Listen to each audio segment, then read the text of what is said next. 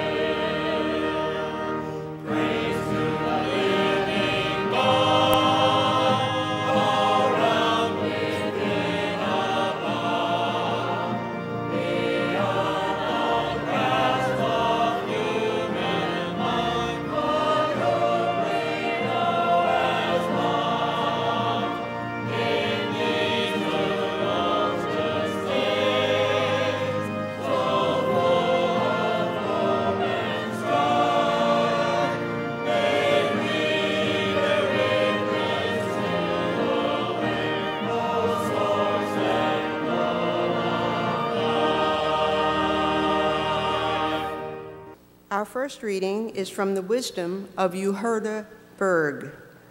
What you do today will determine your tomorrow. Taking responsibility for you tomorrow keeps you hungry to make the very best choice now and in every moment of your life. It's that simple. Yet this simple knowledge is tremendously powerful. Keep yourself in this state and you will be unstoppable. In these human words, God's voice is heard. Our second reading is a reading from the wisdom of H. Emily Cady. God is all good, always love. God always seeks to make us grander, larger, fuller, and freer individuals by making visible more of the God in each of us. In these human words, God's voice is heard. Our third reading is a reading from the Torah.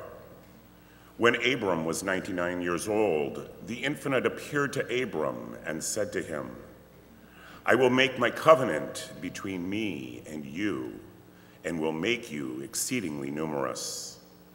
This is my covenant with you. You shall be the ancestor of a multitude of nations. No longer shall your name be Abram, but your name shall be Abraham. For I have made you the ancestor of a multitude of nations.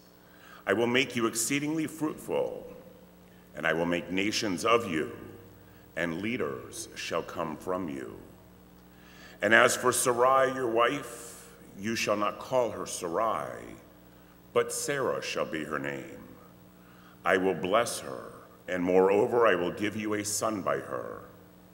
I will bless her, and she shall give rise to nations. Leaders of peoples shall come from her. In these human words, God's voice is heard. So wonderful to be here, and thank you, Darrell, for inviting me. I am thrilled to be here. Today's sacred text, ancient and modern, encourage us into the realm of amazing stories, amazing possibilities, and amazing potential. The writers of the stories in the Hebrew Scriptures give us a continuing view of Abram and Sarai. Abram splashed on the scene 25 years earlier in Genesis 12, and he received a promise from God. He developed property and wealth and family and was somewhat living the dream. Now, granted, that dream included a few nightmares of his own. The Scriptures tell us incredible things that nightmare included. Visits from angelic beings that went down for the dramatic destruction of Sodom and Gomorrah for their inhospitality to people. His nephew's wife being turned into a salt lick. Having a child with Hagar, one of his servants. Sarai's deadly jealousy for telling Abram to have a child with one of her servants. Abram's self-saving deceit of Pharaoh when he says that the beautiful Sarai is not his wife, but his sister, which technically she was his cousin. And still the promise of descendants. Whew, all very dramatic, and each a conversation in and of themselves. Years into living this dream, Abram in today's text is reportedly 99. And let me just pause here for a second to say that if 99 is what this gentleman looks like, Abram is wonderfully, wonderfully blessed. All right. Absolutely. Now, Abram was reportedly 99, and Sarai, his wife, was 90 by the time this human ableist concept of childbearing years comes around in this story. They were beyond the age of producing children together. And from the outside looking in, they were no more good for bearing children, even in that time where people lived into the hundreds and 200s and 300s of years old. Even they had a good chuckle at God. Hey, God. At the ultimate carrying out of this promise. And really, I believe they didn't necessarily laugh at the wonderful outcome that God had for them. I mean, let's face it, a multitude of nations, wealth, land, property, what's not to like about that? Yet they may have chuckled at the means that God was going to use to implement this promise. This human concept of ability was reimagined by the Holy One, as we'll see. The stage is set, and God renews and affirms and proclaims God's covenant. I will make my covenant between me and you, and I will make you exceedingly numerous. This is my covenant with you. You shall be the ancestor of a multitude of nations. I want to take a moment, just a second, to talk about this between here. This space between, which is uncharted and unrealized territory of change and disruption. It's called liminal space, that space of transition, the time where the threshold of decision-making is right upon you. Mystic Richard Rohr calls this place a place of transition, waiting, and not knowing. It is a unique spiritual location, and it's a position where we as humans generally do not like to be, unknowing, waiting, what's going to come next around the corner. Yet this is a place where the divine often seems to be leading us. It is when you have left the tried and the true, the place of the familiar and the known, but have not yet able to replace it with something else. Have any of you ever been to this place? Yeah. Oh, yeah. It's when we're finally out of the way, out of our own way, I would say, and when we are between our old comfort zones and this new action that's coming our way. It can be sometimes an anxious place, that between and ambiguous place, yet it can turn into a wonderful place of trusting, a place of waiting in God's waiting room. So if God is a God of promise, and possibility, and God is. Yes, God is. Yes, God is. How do we then fully recognize and move from this between ambiguous place to a place of now and future possibilities, of fulfillment and promises and dreams? And if the divine, the Holy One, created value and worth in Abram and Sarai and every human being by virtue of their very creation in the image of God, how do we actually participate in this everlasting covenant created by God? Let's see how this develops. Part of the covenant the Infinite One makes with Abram and Sarai is to invite them to live into changed names, changed lives. Names were an indication of clan and tribe and group and heritage and kinship. And often, when God changed a person's name, it was to establish a new identity or circumstance. So when God changed Abram, exalted ancestor, to Abraham, ancestor of multitudes, and Sarai from princess to Sarai, mother of nations, it didn't signal a change in their personality or their character, yet it marked a new stage of identification with the divine purpose. They must now live up to and into these new names. Now, what's in a name for us? Yes, naming speaks to identity and belonging and being claimed by clan and kindred. Yet it can be a source of pride and heritage for some of us. And yet for some of us, naming can be a source of pain and a source of shame. From my perspective as a Black woman and my heritage of my ancestors, naming someone can also be about power and control. Control over life, control over movement, and when someone named you and it stuck, they exercise control over you, usually for ownership and usually for ill intentions. Names can be painful if they don't fully convey who we are, both inside and out. I, like I'm sure many of you, have been called out of your name. By that I mean people called you something, a name that your mama did not give you. Right? Those names may start with a range of letters in the alphabet: the A word, the B word, the N word, the F word, the J word. Yet I don't respond to these names because they don't define me, nor do they reflect my identity. We have been named by God, our Creator, beautiful. We're amazing. We're dynamic. And most of all, my favorite, we are beloved. Today's message from Genesis can be a reminder of that naming from God. Let us live into the names that God gives us, the ones that resonate within our souls and in our spirits, those that may not match the names that we were given by birth even, or the names that we're called out of. Now, just as all of us who knew Abram and Sarai by their former names and their former identities may have needed some educating around their newness, this is my name and this is my new game, we too may need to do some educating around our names. I am no longer outcast. I am no longer on the margins. I will no longer be disrespected. I will no longer be treated as separate and unequal. I will no longer be boxed into heteronormity, for I am lesbian, I am gay.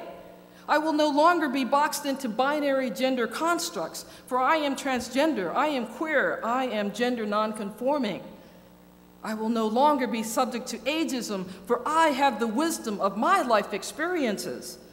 I will no longer be called outsider and unlovely, for I am God's beloved, deserving of love, deserving of respect, deserving of all the divine blessings that come my way. We have some actions to take to move towards the fulfillment of God's great possibilities in our lives. We, like Abraham and Sarah, need to get busy. In this case, that baby was not going to make itself. Just saying. Let's get busy.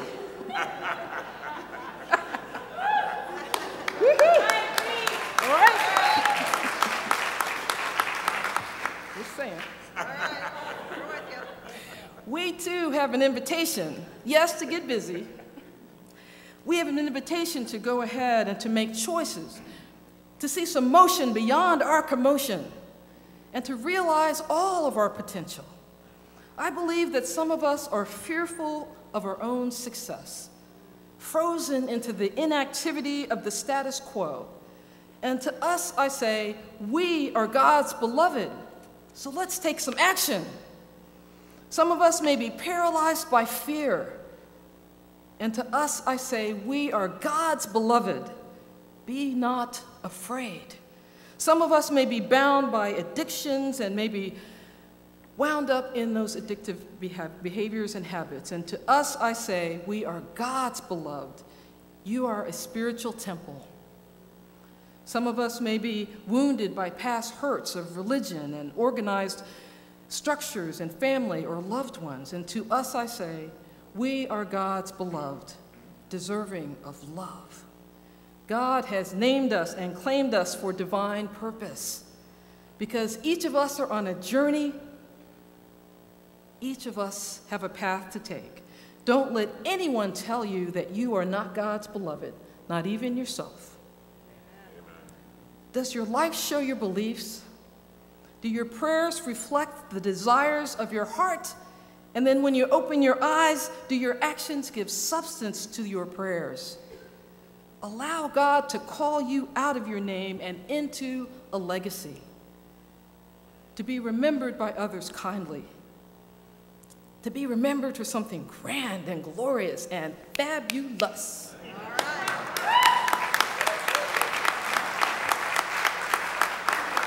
What is the seeming impossibility that God is calling you to do, to be? We are called to look beyond the naysayers whose lenses are fogged by the mists of reality that keep them from seeing the possibilities of the sunshine just beyond the rise and the wonderful light just around the bend. Lean into what God has for you and write your future story as God's dearly beloved. And I would like to share with you just a moment about two men's in my life who exemplify the very things that I'm talking about. My brother and my father were great men in their own rights. My brother as a beacon to the LGBT community in Atlanta and full expression of your whole fabulous, wonderful self, even while battling the end stages of AIDS. And my father, who was sporting a rainbow cross lapel pin and very much in love with his very artistic son. And he too was a pioneer of breaking the glass ceiling of segregation in Williamsburg, Virginia in the 1950s. Yet after you read all of their press and after you Google them, know that their legacy continues in the hearts of those who love them, who knew them. And I'd like to share with you something that both these men loved and enjoyed so dearly. It's a poem by George Bernard Shaw. This is the true joy in life, the being used for a purpose recognized by yourself as a mighty one, the being a force of nature instead of a feverish, selfish little clod of ailments and grievances, complaining that the world will not devote itself to making you happy. I am of the opinion that my life belongs to the whole community, and as long as I live it, it is my privilege to do with it whatever I can. I want to be thoroughly used up when I die, for the harder I work, the more I live. I rejoice in life for its own sake. Life is no brief candle to me. It is a sort of splendid torch, which I have got hold of for just a moment. And I want to make it burn as brightly as I can before handing it off to future generations. What is the covenant between you and the God of your understanding that is written on your heart? God changes Abram's and Sarai's name and identity, and Abraham and Sarah respond. How will you live your life into your covenant? Here are a few ideas I have for you. Receive graciously and generously with a heart of gratitude. Say thank you. Give graciously and generously with a heart of gratitude.